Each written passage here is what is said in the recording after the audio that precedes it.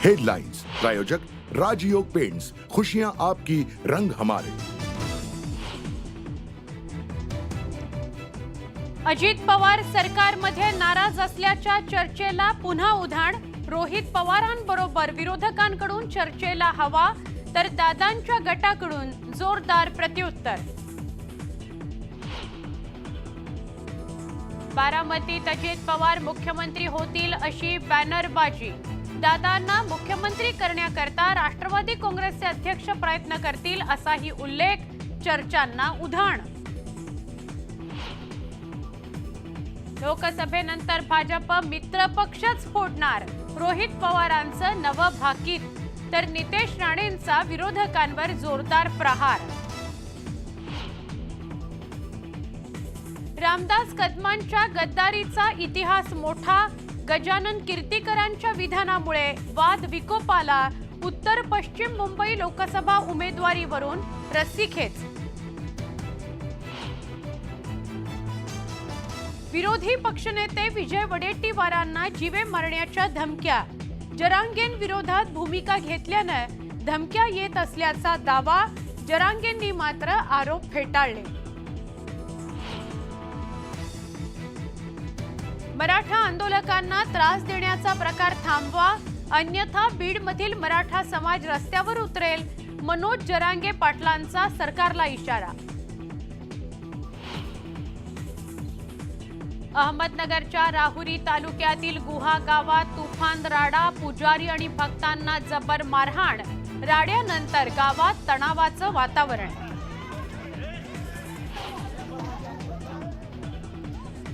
कोल्हापूरच्या शिरोळ तालुक्यात ऊस दरावरून आंदोलन, आंदोलकांनी ऊस वाहतूक करणारी वाहनं पेटवली, पोलीस आणि आंदोलकांमध्ये झटापट।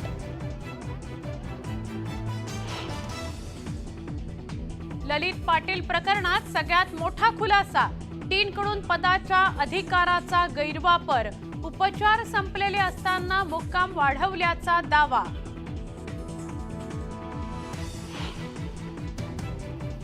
मालेगावात टवाळखोरांकडून हुल्लडबाजी, टायगरच्या शो दरम्यान चित्रपटगृहात फटाक्यांची आतषबाजी। स्वतःचा आणि इतरांचा जीव धोक्यात घालू नका, सलमानकडून आवाहन। अंगावर फटाका उडाल्यानं दोघे जण जखमी, बीडमधील धक्कादायक प्रकार, हुल्लडबाजांवर कारवाईची मागणी।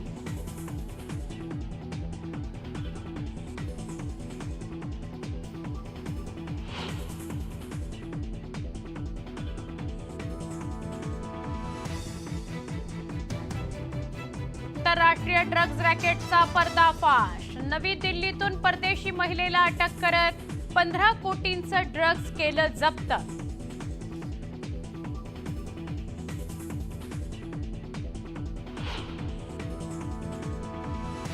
नमस्कार, मी सुवर्णा। महाराष्ट्राची खबरबात या बुलेटिनमध्ये आपल्याला सविस्तर बातम्या पुढच्या अर्ध्या तासात जाणून घ्यायच्या आहेत।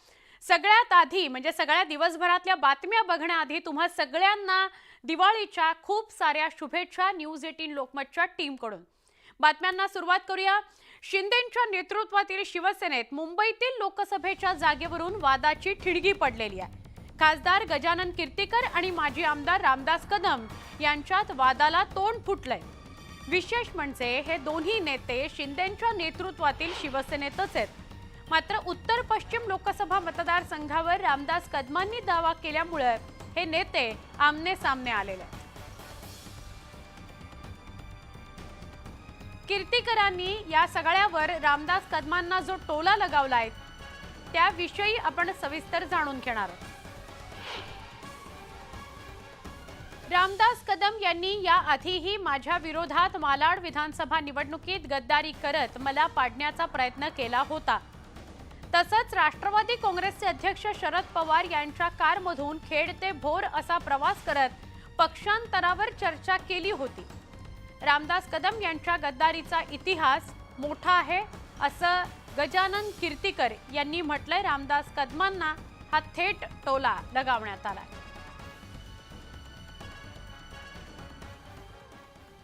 कांदिवलीचा शाखा प्रमुख त्यावेळेला मी होतो। गजाभाऊ मी जे काम केलं शाखा म्हणून त्या माझ्या कामावरती आपण निवडून आलात। त्यावेळेला तुमची काही संबंध नव्हती, काय तुमची ओळख देखील नव्हती कांदिवलीला. आणि आज आपण प्रेस नोट मध्ये सांगताय की रामदासांनी मला पाहण्याचा प्रयत्न केला. मी तर खेळला होतो ना, मी कोण तुम्हाला इथे पाहायला आलोय? आणि माझ्या कामावरती आपण निवडून आलात ना. बेईमानीला पण हद्द असते गजा भाऊ. मुलाच्या बाबतीमध्ये पक्षाला अडचणीत टाकण्याचा तुम्ही जो निर्णय घेतला ते तुमचं पितळ मी उघडं पाडलं. आणि म्हणून संतापानं तुम्ही ही अशी खोटी दिशाभूल करणारी, मला बदनाम करणारी अशी प्रेस नोट काढलेत. त्या प्रेस नोटचा मी धिक्कार करतो, मी निषेध करतो. उपमुख्यमंत्री अजित पवार नाराज असल्याची राजकीय वर्तुळात चर्चा रंगली आहे. दिवाळीपूर्वी अजित पवारांनी नवी दिल्लीमध्ये केंद्रीय मंत्री अमित शहांची भेट घेतली होती. त्या भेटीवरून नाराजी नाट्याचं राजकारण रंगलेलं आहे. फक्त त्यांच्या चेहऱ्याकडे बघितल्यानंतर नक्कीच ते नाराज आहेत असं कुठेतरी जाणवतं. महाराष्ट्रामध्ये चेहऱ्या वाचणारा नवीन ज्योतिषी आलाय. दादा कधी खुश राहिले? दादा नेहमीच नाराज असतात. अजित पवार सरकारमध्ये नाराज असल्याच्या चर्चेला उधाण आलंय. शुक्रवारी अजित पवारांनी अचानक दिल्ली दौरा केला होता. या दौऱ्यात त्यांनी केंद्रीय गृहमंत्री अमित शहांची भेट घेतली होती. या भेटीवरून आता अजित पवारांच्या नाराजीला तोंड फुटलंय. अजित पवारांचे पुतणे रोहित पवार यांनीच हा दावा केल्यामुळे त्यांना राजकीय महत्त्व प्राप्त झालंय. परत येतील नाही येतील हे खरं तर दादांचा आणि साहेबांचा विषय आहे. फक्त त्यांच्या चेहऱ्याकडे बघितल्यानंतर नक्कीच ते नाराज आहेत असं कुठेतरी जाणवतं. पण नाराजगी वेगळ्या वेगळ्या कारणावरून असू शकते. भाजपची प्रथा अशी आहे की नेत्यांना दुसऱ्या पक्षातून आपल्याकडे आणायचं, खोट्या आश्वासनं तिथं द्यायची आणि ती आश्वासनं पूर्ण नाही करायची. आजकाल महाराष्ट्रामध्ये चेहऱ्या वाचणारा नवीन ज्योतिषी आलाय. ज्याला अजितदादाच्या चेहऱ्यावर काय लिहिलंय, फडणवीस साहेब कोणाच्या मागे आहेत, या सगळ्याच बाबतीमध्ये तो फार मोठा ज्योतिषी करतो. अजित पवारांच्या नाराजीच्या चर्चा सुरू झाल्यामुळे विरोधकांना टीका करण्याची संधी चालून आली आहे. विरोधी पक्षनेते विजय वडेट्टीवारांनी अजित पवारांवर बोचरी टीका केली आहे. दादा कधी खुश राहिले? दादा नेहमीच नाराज असतात. त्यांच्या मनाप्रमाणे झाले की खुश, मनाप्रमाणच्या विरुद्ध झाले की, कारण ज्याला नेहमीच ज्यांना हम करे सो कायदा आम्ही वागू त्या पद्धतीनं त्यांची भूमिका आहे. विरोधकांनी टीकेची झोड उठवल्यामुळे अजित पवार गटाची काहीशी कोंडी झाल्याचं चित्र आहे. वडेट्टीवार साहेबांना माझी एक पर्सनल विनंती आहे की त्यांनी अजितदादाची नाराजगी, अजितदादा कशामध्ये खुश आहे हे बघण्यापेक्षा आपल्या पक्षामधलं आपण आपलं स्थान बळकट ठेवावं. आपल्या पक्षामध्येच आपल्याला किती हिंडवलं जातं, आपल्याच पक्षामध्ये किती आपल्याला त्रास आहे याची मला पूर्ण कल्पना आहे. 4 महिन्यांपूर्वी अजित पवारांनी शिंदे सरकारमध्ये सहभागी होत अर्थमंत्री पद पटकावलं. तसेच आपल्या गटातील मंत्र्यांसाठी महत्वाची खाती पदरात पाडून घेतली. मात्र गेल्या काही महिन्यांपासून शिंदे सरकारचा 3रा मंत्रिमंडळ विस्तार रखडला आहे. सरकारकडून मंत्रिमंडळ विस्ताराची तारीख पे तारीख सुरू आहे. त्यामुळे सत्ताधाऱ्यांमध्ये अस्वस्थता असल्याची राजकीय वर्तुळात चर्चा आहे. तर नुकतंच मनोज जरांगेंच्या आंदोलनादरम्यान मुख्यमंत्री एकनाथ शिंदे आणि उपमुख्यमंत्री देवेंद्र फडणवीसांनी दिल्ली दौरा केला होता. त्या दौऱ्याविषयी अजित पवारांनी अनभिज्ञता व्यक्त केली होती. मात्र अजित पवारांच्या दिल्ली दौऱ्यावरून नाराजी नाट्याचा नवा अंक सुरू झालाय. Bureau report, news 18 Lokmat. मराठ्यांच्या ओबीसी आरक्षणाला विरोध करणाऱ्या नेत्यांना धमकावलं जातंय का, असा सवाल उपस्थित केला जातोय. कारण जरांगेंच्या मागणीला विरोध करणाऱ्या विजय वडेट्टीवारांना धमकी देण्यात आली आहे.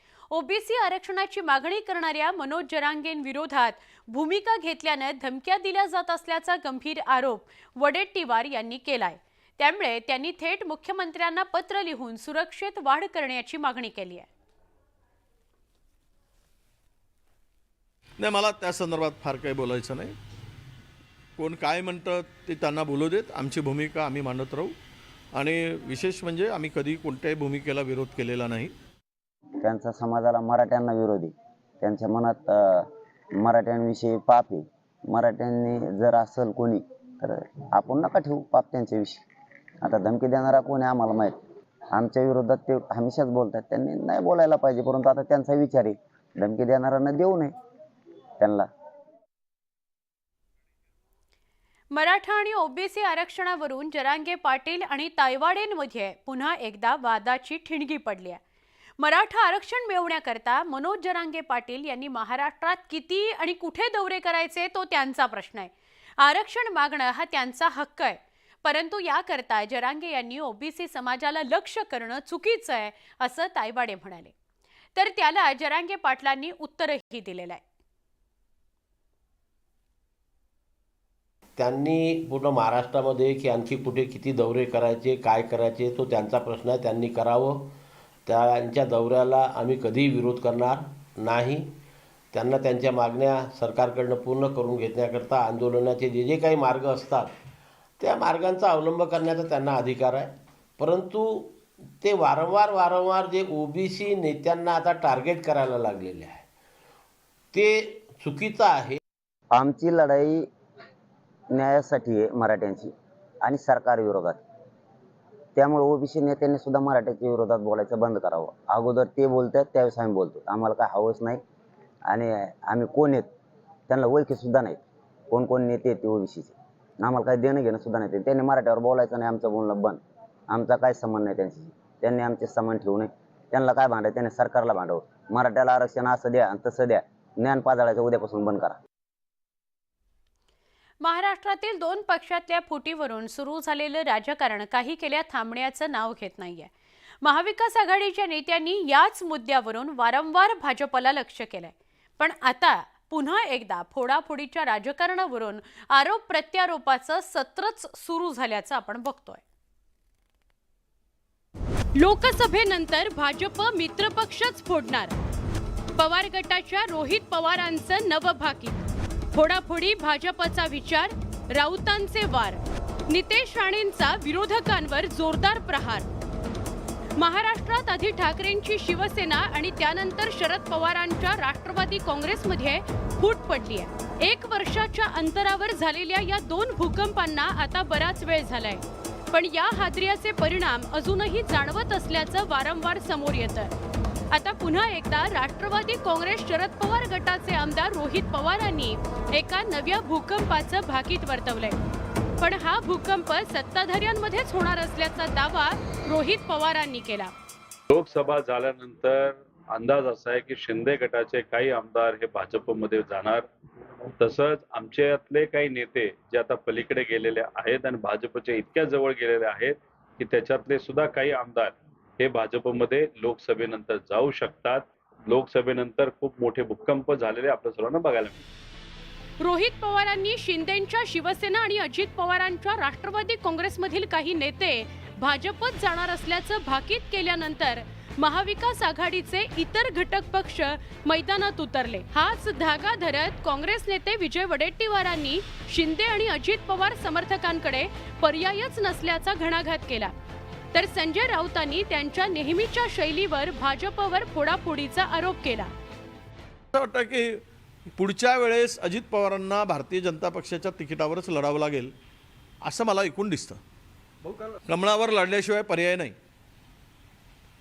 मला पूर्णतः मी खात्रीनं सांगू शकेल की अजित पवार गटाला कमळाचं साथ, कमळाबाईचं साथ आणि दादाचं साथ, कमळाबाईचा आशीर्वाद असंच होणार. बीजेपी की नज़र हमेशा ये होती है कि 2 लोग झगड़ा करें और हम जाकर वहाँ हमारा काम कर ले.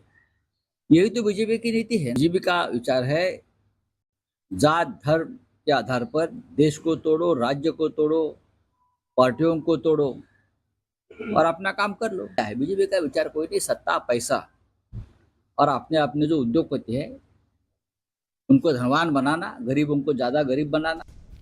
विरोधकांनी एकसुरात भाजपला पक्षफोड्या म्हटल्यानंतर भाजप नेते तरी कसे शांत राहणार? राऊतांच्या पावलावर पाऊल ठेवत दररोज पत्रकार परिषद घेणाऱ्या नितेश राणेंनी राऊतांचा फोडाफोडीचा हल्ला त्यांच्यावरच उलटवला. संजय राजाराम राऊतला थोडा आठवण करून देईन. मग राजसाहेबांनी जेव्हा शिवसेना सोडली तेव्हा त्यांच्या कार्यकर्त्यांनी तुमची गाडी का फोडली? कारण का तुम्ही ठाकरे घराण्यामध्ये ज्या काय काड्या लावत होता, भांडणं लावत होता त्याच्यामुळे तुम्हाला फिरायला पण दिलं नाही एकंदरीतच अजित पवारांच्या नाराजीच्या चर्चेतच आता मवियानं भाजपवर पक्ष फोडाफोडीचा निशाणा साधलाय. त्यामुळे विरोधकांनी केलेले आरोप खरे ठरतात का की ही केवळ राजकीय जुमलेबाजी ठरते हे येत्या काळातच स्पष्ट होणार आहे. Bureau report, news 18 Lokmat. अभिनेता सलमान खानचा टायगर 3 हा चित्रपट 12 नोव्हेंबरला दिवाळीच्या मुहूर्तावर प्रदर्शित झाला. पहिल्याच दिवसापासून प्रेक्षकांनी थिएटरमध्ये सिनेमा बघायला प्रचंड गर्दी केलेली होती. एक व्हिडिओ नुकताच व्हायरल होतोय.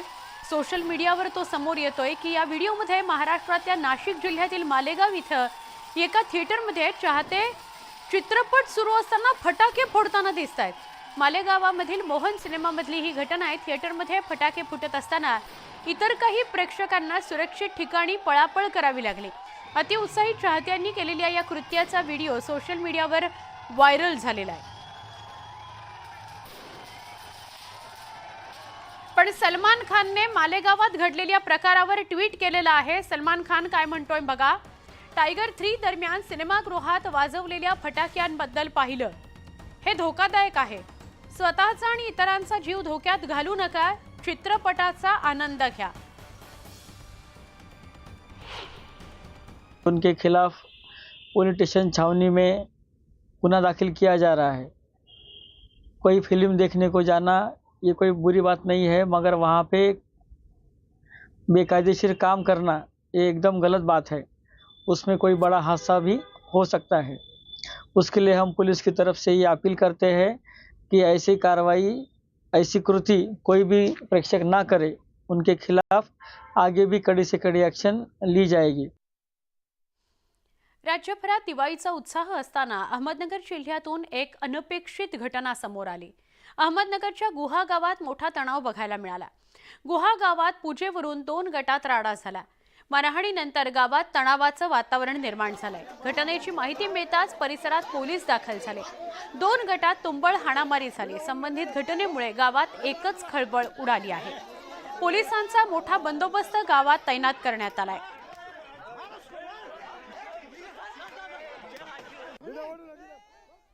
नेहमीप्रमाणे आज पुजारी मंदिरात पूजा करण्यासाठी आले असता त्यांना समाजकंटकांनी काही शिवीगाळ केली.